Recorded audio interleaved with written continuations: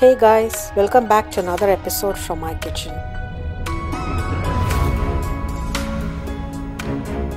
So today is a yummy chicken recipe. More so I like to call it chicken rasam. So let us directly dive into the recipe.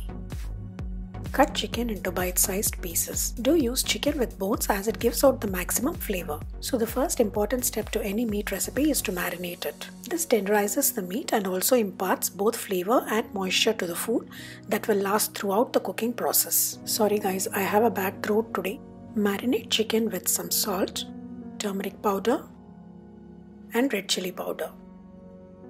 Mix it well, preferably with your hands, and set aside for about at least a minimum of 15 minutes. Longer the better. You can also add a tablespoon of yogurt while marinating to tenderize the meat.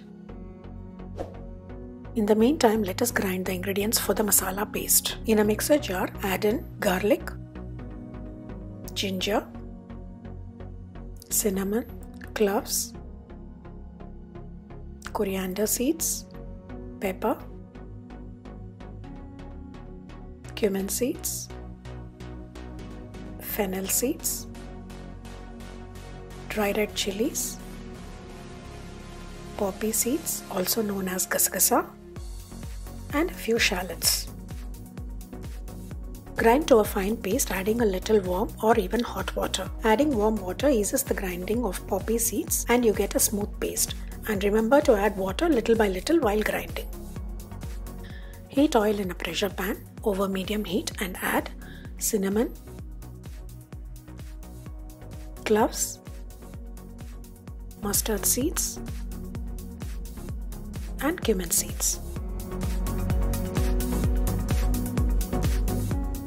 Once mustard seeds splutter, add in the ground paste and saute for about few minutes. In case you're going to use tomatoes for this recipe, add in chopped tomatoes at this stage. But this is optional, I am not adding. Instead, I'm going to add something else at the end, so watch the video until the end. Now add in a few curry leaves. Saute for a few minutes until the raw smell goes away. You can sprinkle some water if the masala sticks to the bottom of the pan. Now add marinated chicken and saute for a few minutes until the chicken starts to lose its pink color and turns white. This takes about 4 to 5 minutes depending on the quantity of chicken and also the size of the pan used and how crowded the chicken is spread in the pan. Now add in some chopped coriander leaves and enough water to get the desired consistency. So adjust the consistency according to how you want your curry to be, whether you can keep it very liquidy or you can keep it thick to go with rice. Since we are going to make it as rasam, so I'm going to add generous amount of water.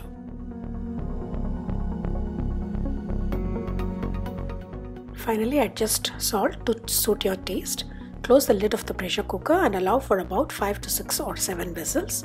It is fine even if the chicken is overcooked, so that the soup imparts the flavor of the chicken.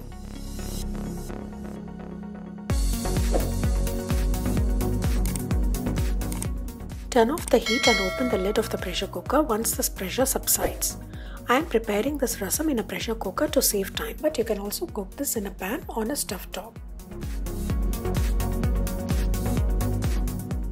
Adjust salt if required. Sprinkle some garam masala and garnish with some fresh coriander.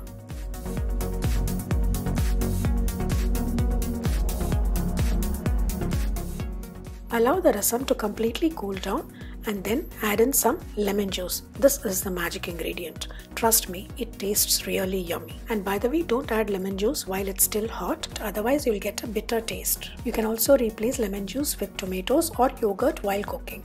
Each one tastes slightly different. Try out and see which is your favorite. And let me know in the comment section which is your favorite. Serve with hot piping rice and some chicken fry on the side. It also goes very well with garelu, also known as medu vada, and also with ragi sankati. These are very popular Andhra dishes. So just give it a try. Or you can just drink it as it is like a soup with the chunks of chicken. It works very well when you're down with a cold. It's absolutely comforting.